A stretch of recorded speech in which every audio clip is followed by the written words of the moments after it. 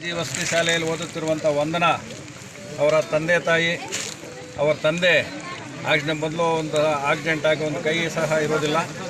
ಅವ ತಾಯಿ ಮಾತ್ರ ಕೂಲಿ ಮಾಡಿ ಜೀವನ ಸಾಗಿಸಿ ಹುಡುಗಿಯನ್ನು ಓದಿಸ್ತಾ ಇದ್ದರು. ಆದರೆ ದುರದೃಷ್ಟವಶಾತ್ತು ನೆನ್ನೆ ಈ ರೀತಿ ಆಗಿರೋದ್ರಿಂದ ದಯವಿಟ್ಟು ಅವರು ಬಹಳ ಎಸ್ ಟಿ ನಾಯಕ ಜನಾಂಗಕ್ಕೆ ಸೇರಿದಂಥ ಕುಟುಂಬದಸ್ಥರು, ಸ್ವಲ್ಪ ತೀರಾ ಬಡವರಾಗಿರ್ತಾರೆ. ಅದರಿಂದ ಸರ್ಕಾರ ಮತ್ತು ಮಾನ್ಯ ಜಿಲ್ಲಾಧಿಕಾರಿಗಳು ಹೆಚ್ಚಿನ ಒಂದು ಅನುಕೂಲ ಮಾಡಿಕೊಡ್ಬೇಕೆಂದು ನಾನು ಗ್ರಾಮಸ್ಥರ ಪರವಾಗಿ ಮತ್ತು ನಮ್ಮೆಲ್ಲರ ಪಂಚಾಯತಿ ಪರವಾಗಿ ಸರ್ಕಾರಕ್ಕೆ ಒಂದು ಮನವಿ ಮಾಡ್ತಾ ಇದ್ದೀನಿ. ಅವರು ಕೂಲಿ ಮಾಡಿ ಆ ಹುಡುಗಿಯವರ ತಾಯಿ ಆಶ್ರಯವಿರುವಂಥದ್ದು. ಆ ಹುಡುಗಿ ತಾಯಿ ಒಬ್ಬಳೇ, ಈ 3 ಜನ ಮಕ್ಕಳು, ಅವರ ಗಂಡನ್ನ ಮತ್ತು ಮಕ್ಕಳನ್ನ ಕೂಡ ಸಾಕುವಂಥ ಜವಾಬ್ದಾರಿ ಆ ಹುಡುಗಿ ಮೇಲೆ ಇರ್ತದೆ. ಆದ್ದರಿಂದ ದಯವಿಟ್ಟು ಸರ್ಕಾರ ಒಂದು ಅನುಕೂಲ ಮಾಡಿಕೊಡ್ಬೇಕೆಂದು ನಾನು ಮನವಿ ಮಾಡ್ತೀನಿ.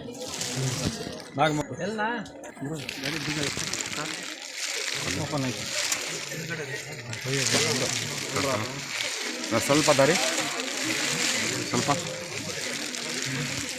ನಮ್ಮಮ್ಮ ಒಬ್ಬಳೇ ಅಪ್ಪ ಇಲ್ಲ, ನಮ್ಮಮ್ಮ ಒಬ್ಬಳು ಸಾಕಿದ್ಲ,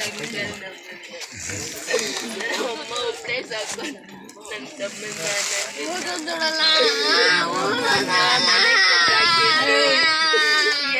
ಅಮ್ಮ ನೋಡ್ಕೊ, ಒಬ್ಬಳು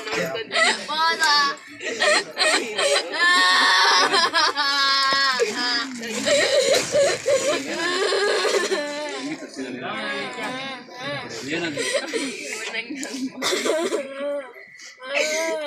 ಮಗು ಬೇಕು.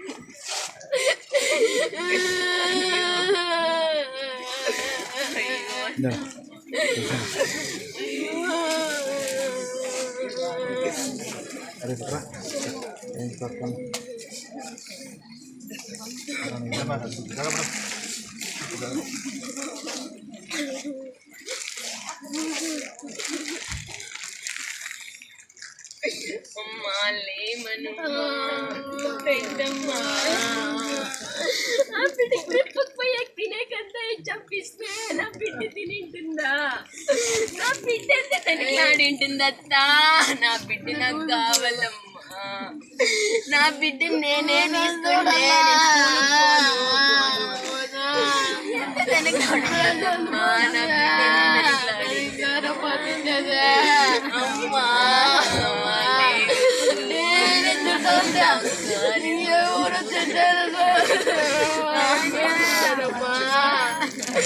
నేను తింటాను, ఎవరమ్మా తింటారా?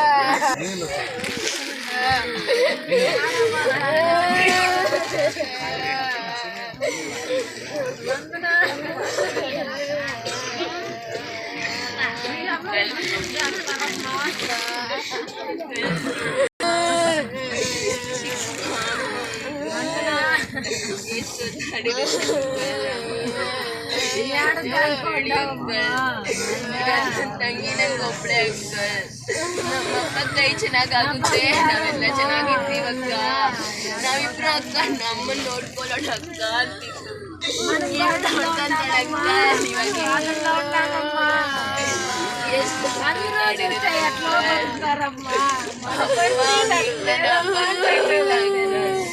ಎಷ್ಟು ಜನ ಎಷ್ಟು ಬಾಧೆಗಳಂದ್ರೂ ನಾನು ನನ್ನ ತಂಗಿ ನಮ್ಮಮ್ಮ ತಗೋಬೇಕು ಅನ್ಕೊಂಡಿದ್ದೆ.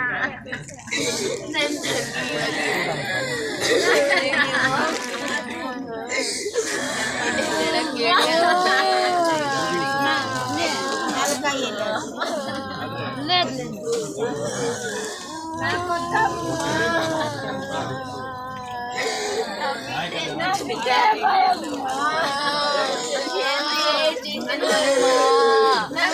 నేను ఒకటే పోతా ఉంటే నా బిడ్డ చూసుకొచ్చేది.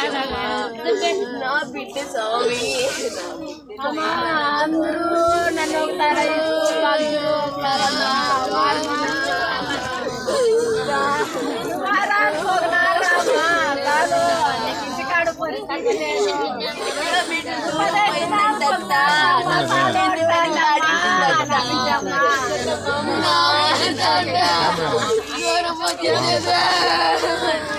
అవును కదా. నా బిడ్డ మా పెద్దమ్మ